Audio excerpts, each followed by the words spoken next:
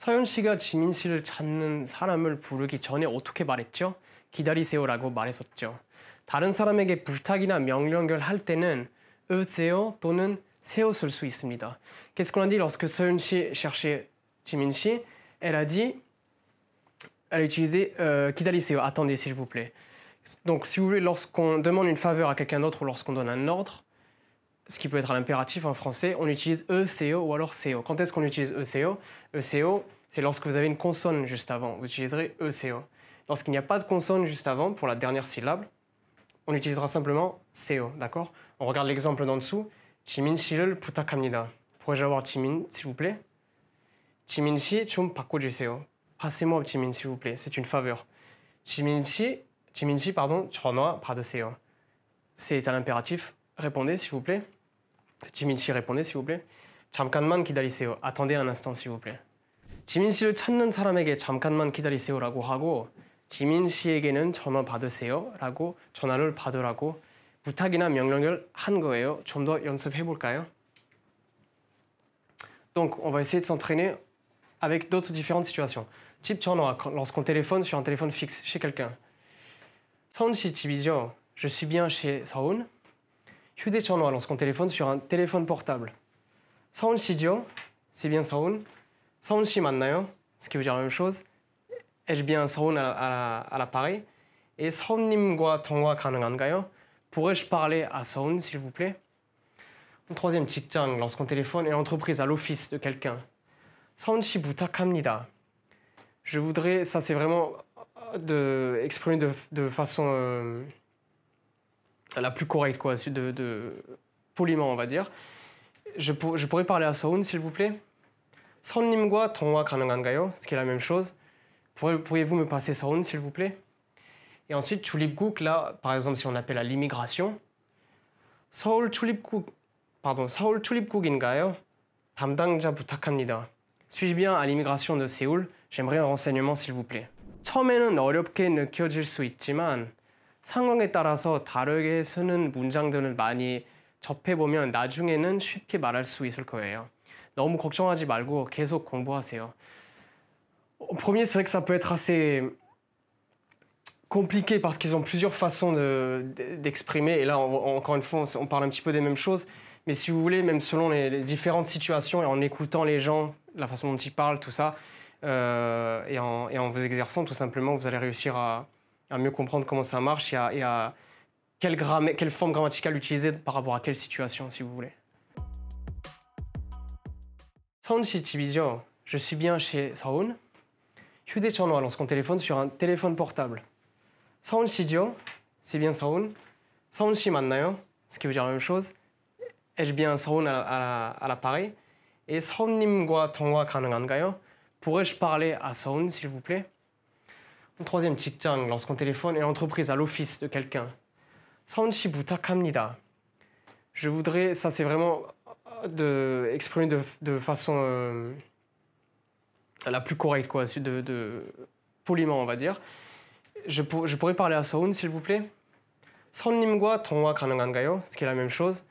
Pourriez-vous me passer 서훈, s'il vous plaît? Et ensuite, 출입국, là, par exemple, si on appelle à l'immigration. 서울 출입국인가요? 담당자 부탁합니다. Suis-je bien à l'immigration de Séoul? J'aimerais un renseignement, s'il vous plaît. 처음에는 어렵게 느껴질 수 있지만 상황에 따라서 다르게 쓰는 문장들을 많이 접해보면 나중에는 쉽게 말할 수 있을 거예요. 너무 걱정하지 말고 계속 공부하세요. Au premier, c'est vrai que ça peut être assez compliqué parce qu'ils ont plusieurs façons d'exprimer. Et là, encore une fois, on parle un petit peu des mêmes choses. Mais si vous voulez, même selon les différentes situations et en écoutant les gens, la façon dont ils parlent, tout ça, et en vous exerçant, tout simplement, vous allez réussir à mieux comprendre comment ça marche et à quelle forme grammaticale utiliser par rapport à quelle situation, si vous voulez. 자, 우리가 꼭 기억해야 필요한 번호가 뭐 있을까요? 바로 응급 상황과 관련된 번호들이죠. Les numéros de téléphone qu'on doit se rappeler, c'est ceux qui sont par rapport aux urgences. Bien sûr, quand on va appeler la police, les pompiers ou qu'on doit appeler les secours. 응급 상황에 맞게 쓸 수 있는 전화번호를 알려드릴게요. Je vais vous apprendre les numéros de téléphone en fonction des différentes situations lorsque vous appelez les secours, vous avez besoin de téléphoner. 112, 응급 전화, le 112 lorsque vous voulez téléphoner au commissariat par exemple. 119, 긴급 구조, lorsque vous voulez téléphoner aux pompiers, le 119. 114, 생활문의, lorsque vous voulez demander le téléphone d'un restaurant par exemple ou d'une office, qu'on pourrait comparer aux pages jaunes par exemple en France. Et 110, 민원 신고, lorsque vous voulez déposer une plainte. 112나 119, 114, 110, pardon, 전화를 걸 때 어떻게 말할 수 있는지도 알려드릴게요. Je vais vous dire quoi dire lorsque vous téléphonez au 112, 119, 114 ou au 110. Lorsque vous téléphonez au 112, 112한테 전화할 때는 여보세요, 경찰서죠. Allô, le commissariat? 119한테는 lorsque vous téléphonez au 119, 집에 불이 났어요. Vous téléphonez aux pompiers, il y a le feu à la maison. Je vous le souhaite pas. 114는 lorsque vous téléphonez au 114, 안녕하세요. TRI Media 전화번호를 알 수 있을까요? Bonjour, est-ce que je pourrais avoir le numéro de téléphone de TRI Media, s'il vous plaît? Et lorsque vous téléphonez au 110, 110한테 민원 신고하려고 연락했어요. Je vous téléphone pour déposer une plainte. 이 번호들을 꼭 기억해 두세요. 응급 상황에 연락해야 할 일 생길 수도 있으니까요. Rappelez-vous de ces numéros de téléphone, vous pourrez très bien en avoir besoin un de ces jours, on ne sait jamais.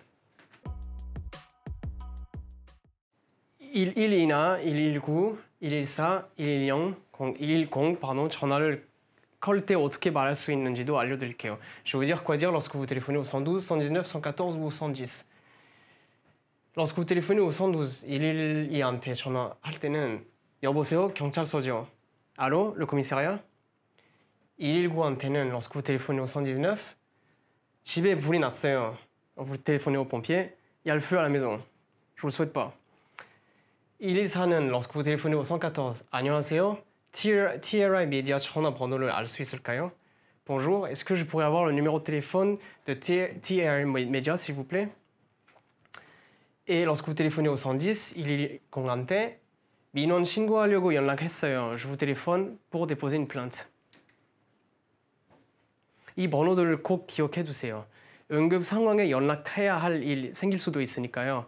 Rappelez-vous de ces numéros de téléphone, vous pourrez très bien en avoir besoin un de ces jours, on ne sait jamais. 여기서 알아두면 좋은 것을 받다와 이지요.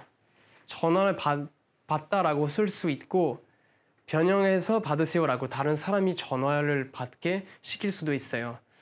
Les formes de grammaire à se rappeler ici, vous avez 받다 et idio.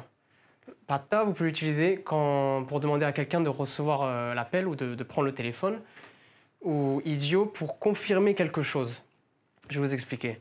idio는 문장 끝에 붙이면 되는데 여기서는 사실은 확인하는 의문문으로 사용되어 서윤 씨 집이죠 라고 하면 pour idio, c'est par exemple vous demandez 서윤 씨 집이죠, ce qui voudrait dire en français je suis bien chez Jimin. 집이죠, c'est vous demandez confirmation de quelque chose si vous voulez. Je suis bien chez Jimin, c'est une question, vous demandez confirmation. Ensuite